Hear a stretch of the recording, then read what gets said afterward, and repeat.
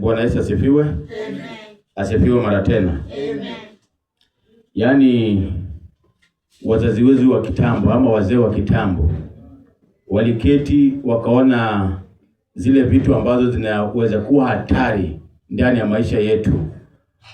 Kwa mfano kama simba wakachukua wakafungia, wakaangalia fisi pia anaweza kuwa mtu mnyama hatari wakamfungia. Wakaangalia mnyama mwingine kama mgani? Wale wanyama ambao mnajua kwamba umefungiwa kwa sababu ya uhatari wao. Ingine ni gani? Buffalo. Wakaona ni hatari wakafungia. Tiger. Huyo anasema akaonekana ni hatari wakafungia. Leopard. Tulikuwa tumesema lakini juu nyinyi mnajua kizungu, acha tuseme mwingine amesema leopard kafungia, mwingine amesema lion. Lion ndio simba. Zote zikafungiwa. Lakini kuna mzee mmoja akauliza na umbu si pia tuifungie? Hata wale walikuwa hapo walicheka. Sasa wasema sasa umbu ni kitu ya kuweka tu kofi. Lakini ajabu ni kwamba ile kitu inaua watu kwa wingi ni umbu. Bwana Yesu asifiwe sana. Kwa sababu watu walidharau. Waliona kaumbu ni kitu kadogo, wakakadharau. Lakini ile waliona ni kubwa kubwa, hiyo ndio walifungia. Lakini ndogo walidharau. Na hiyo ndio inamaliza watu kwa wingi. Sio simba, sio buffalo vile mmesema, kwa sababu hizo wanadamu walishughulikia. Lakini hii ambayo walipuuza, hiyo ndiyo inayomaliza ulimwengu. Bwana Yesu asifiwe sana. Amen. Sasa nataka niseme Mithali 14 mstari wa 12. Na huo pia mstari umeweza kurudiwa. Na sijui kuna vitu zingine mimi ndio nasikia peke yangu ama hata watu wengine wasikia, kwa sababu naona maneno pale. Mtafadhali mnanisaidia kushughulikia. Mithali 14 mstari wa 12, na pia mstari huo umeweza kurudiwa, ama maneno haya yameweza kurudiwa katika Mithali 16 mstari wa 25. Biblia inasema iko njia ionekanayo sawa machoni pa mtu, lakini mwishowe ni njia ya maangamizi. Wanaweza kusikia sana. Yaani yako mambo kwa macho yako yanaonekana ni sawa. Kwa macho yako inaonekana iko nywe. Kwa macho yako inaonekana kana kwamba inaenda mbinguni. Inaonekana ni njia ya matunda. Inaonekana ni njia ya mafanikio. Inaonekana ni njia ya ubabe. Lakini Biblia inasema mwishowe ni njia ya maangamizi. Na nitawapatia mifano hapa na pale. Kabla hajafika hapo, kuna mtu Biblia yake inasemaje? Nani amepata yako inasema namna gani? Najua version tofauti inatueleza mambo tofauti. Yako inasema iko njia ionekanayo kuwa sawa machoni pa mtu, lakini mwisho wake ni njia za mauti. Iko njia ionekanayo sawa machoni pa mtu, lakini mwishowe ni njia kumbe ilikuwa inakuelekeza mautini. Ya ingine nasemaje my brother there? Najua kanisa ndio tunakubaliwa mimi na wewe kuitwa brothers. Inasemaje? Huyu basi alikuwa mbali. Yako inasemaje brother hapa? There is a way that appears to be right, but in the end it leads to death. It's the same, njia ambayo inaonekana ni sawa lakini mwishowe. So haya ndio maneno ambayo ninataka kuizungumzia siku ya leo. Ya kwamba iko njia ionekanayo ni sawa machoni pa mtu, lakini wazee wakiangalia wanaona hii njia si sawa. Kupuuza mambo madogo baadaye huleta shida kubwa. Kuna mambo ambayo mtoto wako anaweza kuwa anahitaji, lakini wewe ukamlazimisha kutotaka mambo hayo. Kuna mambo ambayo mtoto wako anaweza kuwa hayataki, lakini wewe ukaangalia yale mambo ambayo hayataki ndio mambo ambayo ni ya manufaa katika maisha yake. Kwa mfano, mimi huangalia watoto wanapoenda shule mara ya kwanza, amezoea kukaa na mama yake. Huyo mtu huwa anakataa kubaki shuleni. Anataka kwenda na mama yake nyumbani. Anataka kurudi na mama yake. Kwa hivyo analazimishwa kubaki shuleni. Wengine wanamchekelea kwa sababu analia. Lakini wacha tuseme, kama wewe sasa mama utafuata mambo yake. Useme kwa sababu analia, wacha turudi na yeye nyumbani. Bwana Yesu asifiwe sana. Unaonaje? Wewe mwenyewe unaona ile barabara anakataa. Barabara ya kusoma anakataa hiyo. Hiyo ndio barabara mzuri. Na si vizuri ati kila kitu ambacho mtoto wako anataka umfanyie. Analilia ice cream unampatia. Kitu baridi wakati wa baridi. Analia anataka sweet. Wewe unamrondeka sweet, unamrondeka sweet, uangalie afya yake. Nini nyingine huwa analilia mnampatia biscuit. Mtoto analilia biscuit unanunua box mzima, unasema nyanguli box mzima, ndio alikuza paka rumwene na anyaliki. Ati nataka kununua box mzima, akule mpaka atosheke. Wewe mzazi una hiyo njia ni njia ya mahangamizi. Si ya njia nzuri, sio njia safi. Kuna ndio njia zitaonekana ni sawa machoni pako, lakini ni njia ya kwenda kuzimu. Ni njia ya uharibifu. Ni njia ambayo si sawa. Bwana Yesu asifiwe sana. Ati mgeni amekuja kwako. Umempatia kipande ya nyama, mtoto anakimbia kuchukua kipande ya mgeni. Mgeni anasema, "Wewe wacha." Mama anasema, "Wacha na yeye atalia. Wewe kunywa tu supu. Wachana huyo mtoto atalia." Wewe unaharibu mtoto wako. Wewe kwa macho yako unaona kana kwamba unamtengeneza. Hiyo ni njia ya uharibifu. Hiyo ni njia ya kwenda kuzimu. Mtoto anatoka huko na kisu. Anakuja anambia mgeni nitakudunga. Mgeni anajaribu kuhepa mama anamwambia, "Usihepa atalia." Sasa wewe ati usihepa atalia. Hiyo ni njia ya uharibifu. Wewe unamharibu mtoto wako. Na mwishowe utakuja kulia. You will come to cry. Kuna vitu lazima watoto waonywe. Nikawapatia story siku moja. Mzazi alikuwa anaona mtoto wake anafanya kitu, alikuwa mkatazi. Anaiba pale amkatazi, anapora hii amkatazi, anafanya hii amkatazi. Na mama kwa kumtetea huyu mtoto, haya alikuwa nambari 1. Yeye ndiye alikuwa lawyer wa huyo mtoto. Sasa nataka kueleza wale wazazi ambao wanatetea watoto wao, ya kwamba unapotetea mtoto saa hii, pia umwandalie na mawakili wa kumtetea atakapokuwa mtu mkubwa. Maana pengine wewe mahakamani hutasimama kumtetea. Itabidi uweke mawakili wa kumtetea. Yale mambo ambayo tunayadharau, yale mambo madogo ndio huwa inalete shida baadaye. Kwa mfano mtu kama Suleiman alikuwa na mali nyingi. In fact the Bible says that man was very rich. Na Biblia ikisema very rich, huyo mtu alikuwa tajiri. Si mambo ya mchezo. Lakini ukisoma katika kitabu cha Songs of Songs, anasema washikeni wale mbweha wadogo. Kumaanisha huyu ni mtu ambaye alielewa hizi vitu ndogo ambazo watu wanadharau, baadaye huwa zinalete madhara makubwa. Bwana Yesu asifiwe sana. Unajua wafanyakazi walikuwa na deal na wale mbweha kubwa. Wanawacha wale mbweha wadogo. Suleiman akaangalia akasema, "Wewe kujeni hapa. Hata wale mbweha wadogo wafukuzeni, wakamateni, maana wataharibu mimea zetu."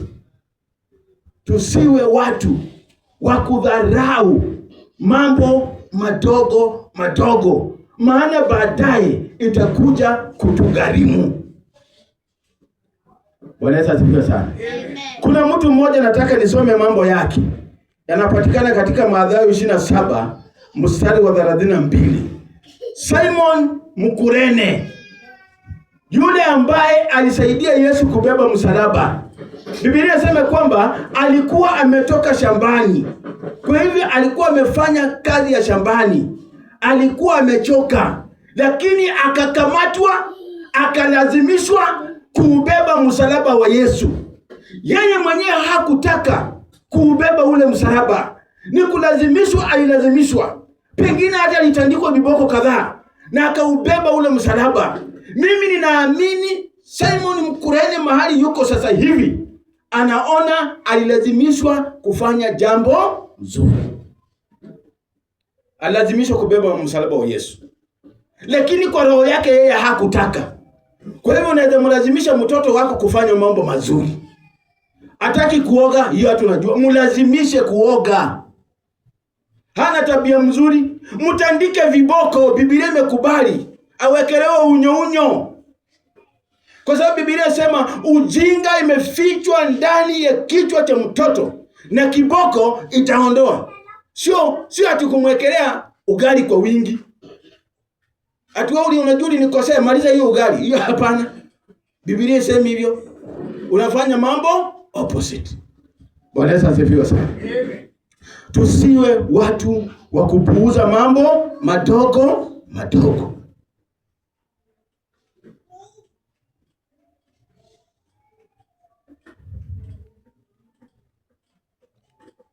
Biblia inaendelea kusema kwamba sasa tunataka tuangalie wale watu ambao waliwahi kuwa wakubwa na wakapuuza mambo madogo.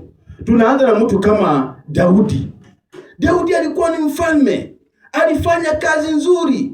Biblia inasema kwamba Daudi alikuwa ni rafiki ya Mungu. Kwa hivyo wewe ukiwa rafiki wa Mungu, haikwangi automatic ati pia mtoto wako atakuwa rafiki ya Mungu. Hiyo haiwezekani. Bwana Yesu asifiwe sana. Lazima yeye pia afuate barabara ambao imeelekezwa na wewe, ndio afanyike kuwa rafiki wa Mungu. Biblia inasema kwamba Daudi, kuna kijana yake mmoja alifanya dhambi, alimrepu dada yake, lakini hatuoni mahali popote ambapo Daudi alimwadhibu ama Daudi alimuonya. Tuko pamoja? Tuko pamoja? Yes. Hatuoni mahali alifanya nini?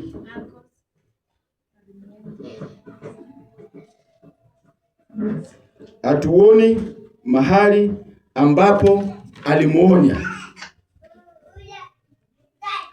Hapo ndio mahali ambapo nilikuwa natafuta hapo. Biblia inasema kwamba hakuwaonya kwa neno ndogo wala neno kubwa. Kwa hivyo unaona, kwa sababu mmoja akawa na hasira, ndugu yake amefanya mabaya, akamuua. Hatuoni pia mahali Daudi ambaye ni rafiki wa Mungu anaadhibu kijana yake kwa sababu ya kufanya hivyo. Kijana anatoroka. Anaporudi anaanza kujiwekea, anaanza kuchukua mamlaka kimabavu.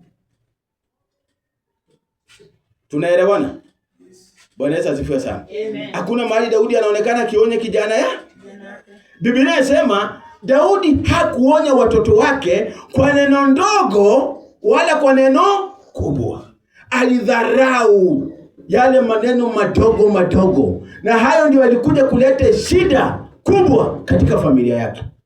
Katika familia ya Daudi watu wanauana. Katika familia ya Daudi watu wanarepiana. Katika familia ya Daudi watu wanataka kupindua serikali ya Daudi, ambapo mtu mwingine hangeweza kufikiria hivyo. Ni ndani ya nyumba yake. Ni kwa sababu gani? Kwa sababu maonyo haikutoka mahali pale.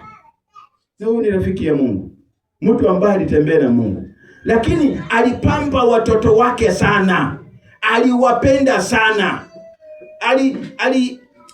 yani hangeweza kuwaonya, na hiyo maneno yaliweza kuleta shida kubwa katika maisha ya Daudi.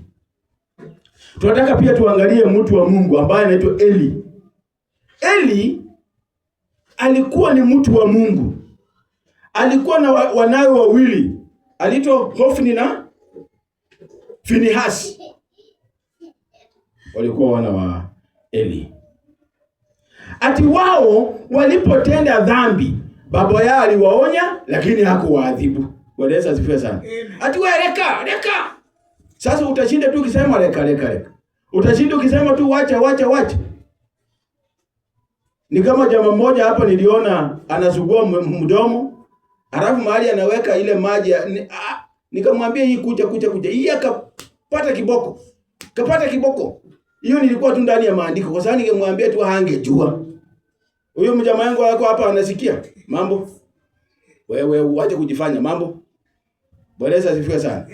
Kwa hivyo zingine zinahitaji adhabu, sio maonyo tu. Ati huyu alionya watoto wake lakini hakuwaadhibu. Ni unajua makosa ilikuwa gani?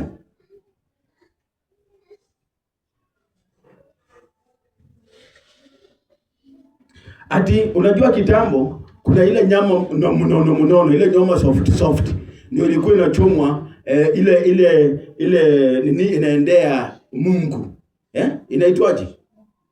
Ile moshi inatoka inaendea Mungu. Lakini watoto wa Eli wakipita hapo, wakiona vile nyama inatoa mafuta mazuri, wanaichukua kwa nguvu, wanaikula, wakanona. Baba yao hakuwaonya, hiyo nyama ya Mungu mwachane na hiyo, hakuwaonya. Alinyama. Alipoenda kanisani wakaona warembo wasuri, walichukua. Lakini baba yao hakuwaonya. Bwana Yesu asifiwe sana. Baba yao kufanya nini? Hakuwaonya. Hiyo maneno ilikuja ikafanya Mungu hakuwapa ile uwezo kuendelea kuamua wana wa Israeli. Kwa sababu gani? Shida ilikuwa tu ni moja, ya kwamba baba yao hakuwaonya. Eli ni mtu ambaye angeambia mtu, wewe maombi ambayo umekuwa umeomba, Mungu anayajibu na Mungu anayatekeleza. Eli ni mtu ambaye angegundua Samueli anaitwa, anakimbia kwa Eli. Samueli anaitwa, anakimbia kwa Eli. Eli akagundua ni Mungu anaita kijana. Wewe unafikiria mtu kama huyu mtu wa kuchezea? Alikuwa ni mtu mkubwa. Mtu ambaye angejua maono ya Mungu ndani ya mtu. Si watu rahisi wanafanya namna hiyo. Hata si wachungaji wengi tutajua huyu jamaa ako na maono fulani. Lakini Eli aliweza kujua. Lakini Biblia inasema yeye pamoja na mambo haya yote ya kujua Mungu hakuonya watoto wake. Sasa wacha pia tuongee juu ya Samueli. Naongea tu juu ya watu wa Mungu. Ndio mtu asiseme huyu alikuwa anaongea mambo yangu. Wacha niongee yangu. Bwana Yesu asifiwe sana. Ile inanihusu mimi, ile inahusu laini yangu. Watoto wa Samueli walionekana ni watu ambao walipenda hongo. Hii mambo mengine hawakuwa nayo. Lakini ukienda kwake Simba na kesi, kwambie kesi yako ndamaliza. Hii ni kidogo. Leta ngiri 2. Anaambia yule mwingine hii mambo yako ndamaliza. Leta ngiri 3. Walionekana kupenda hongo. Biblia inasema Samueli baba yao hakuwaonya.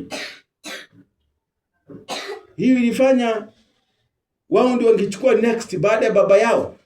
Lakini ilizuia ni kwa sababu hawakuonywa. Kwa hivyo mambo ambayo tunazuia, ile tu kitu ya kusema wewe wacha. Ile tu ya kusema wewe wacha. Imeshinda watu wengi.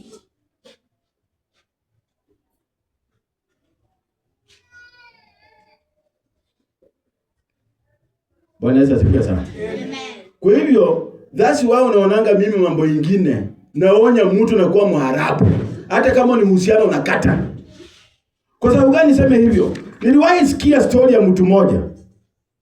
Kijana ambaye alishikwa akiiba. Akatandikwa na raia.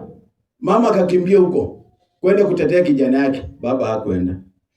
Alipokuwa hospitalini, baba hakuenda. Hii ni story nilisoma mahali. Baba hakufanya nini? Hakuenda. Lakini mama, mahali walipigia mama alienda kumtetea. Hospitalini mama aliketi na yeye. Alipofikishwa mahakamani, mama alienda, baba hakuenda. Alipofungwa jela, mama alienda, baba hakuenda. Alipokuwa mama alikuwa anamtembelea mara kwa mara. lakini mzee akukanyaga huko. Kijana alipotoka huko akaulizwa, nataka ushukuru mtu mmoja. So unajua mama alikaa na mwanae akajua sasa ni mimi. Kijana akasema, nataka kumshukuru baba yangu, maana kwa makosa na dhambi zote nilizotenda hakutaka kushirikiana nazo. Bwana Yesu asifiwe sana. Na baba yangu alinionya mimi, huyu mzee alinionya, lakini mama yangu akawa ananitetea.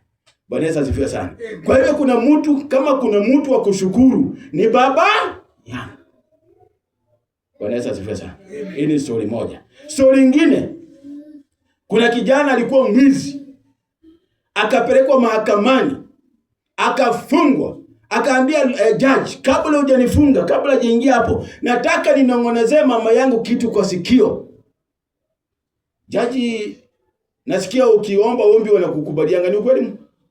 Wakasema basi, ende umweleze. Mama, kijana akakuja, akauma mama sikio. Wakauliza nini? Akasema, huyu mama nilipokosea hakuna hata siku moja alinionya. Hakuna hata siku moja aliniambia nafanya makosa. Kazi yake ilikuwa kunitetea. Bwana Yesu asifiwe sana. Tusipuuze mambo madogo madogo. Usipuuze kumuonya mtoto wako. Usipuuze kumwadhibu mtoto wako.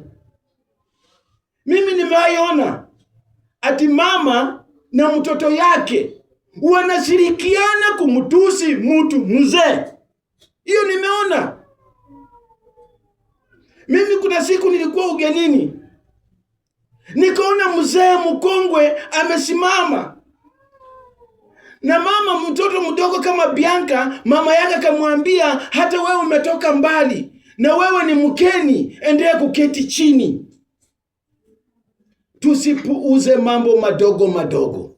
Wewe pia siku moja utafika mzee.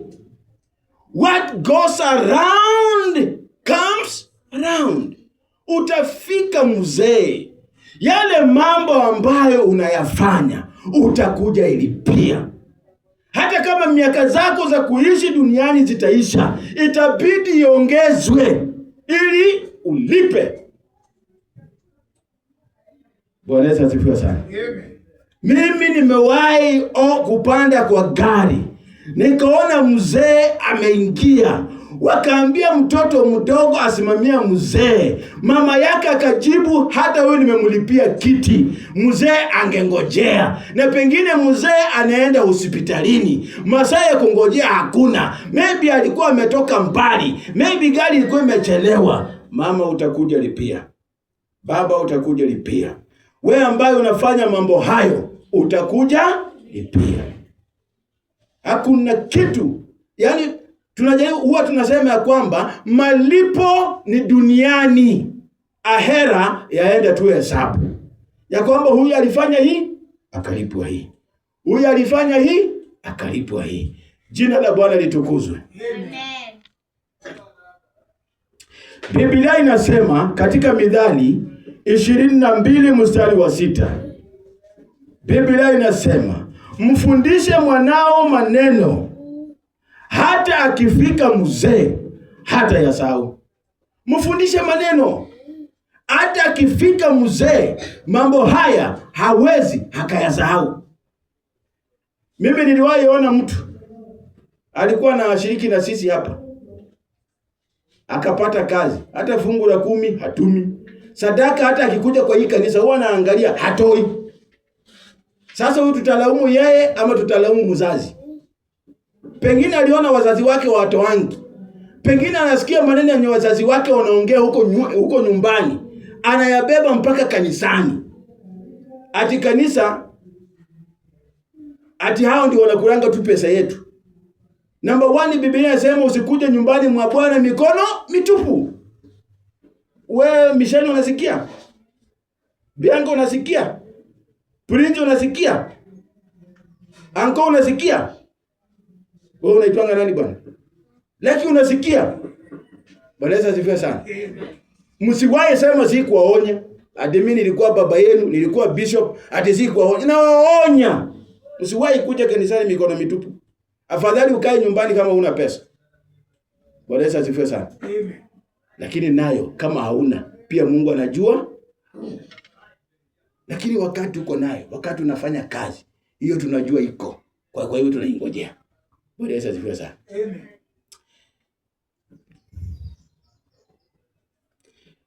Ukisoma 2 Timothy chapter 3 verse 16 to 17, Biblia inasema kila andiko lenye pumzi ya Mungu lafaa kwa mafundisho na kuwaonya watu makosa yao.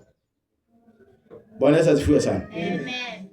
Kila andiko lenye pumzi ya Mungu ni mafaa kwa mafundisho na kuonya watu makosa yao. Bwana Yesu asifiwe sana.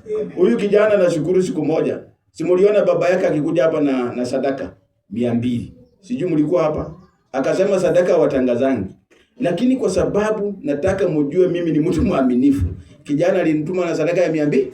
Kwa hiyo hata kijana akiwa huko anakumbuka mafundisho ambaye baba yake alimfundisha, na baba yake ni mimi. Bwana Yesu asifiwe sana. Baba yake ni mimi. Nilimfundisha akiwa huko anaona wache nipeleke sadaka kanisani. Bwana Yesu asifiwe sana. Kijana vile nikufundisha ukashika mambo ya sadaka, na pia nakufundisha ushike mambo ya fungu la 10. Bwana Yesu asifiwe sana. Ukipata 100 lete 10 hapa. Usione ati ni mingi. Basi ukiona ni mingi chukua 10 lete 90. Bwana Yesu asifiwe sana. So unaona sasa pande hii kigeuka inakuwa ngumu kidogo.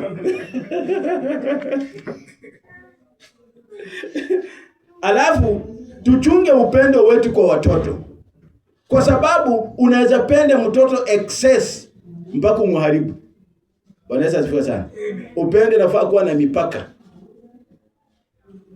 Unapenda kufika hapa. Hapo mahali pengine pa kuadhibu. Hapo mahali pengine pa kuonya. Bwana Yesu asifiwe sana. Si Biblia inasema namna hiyo?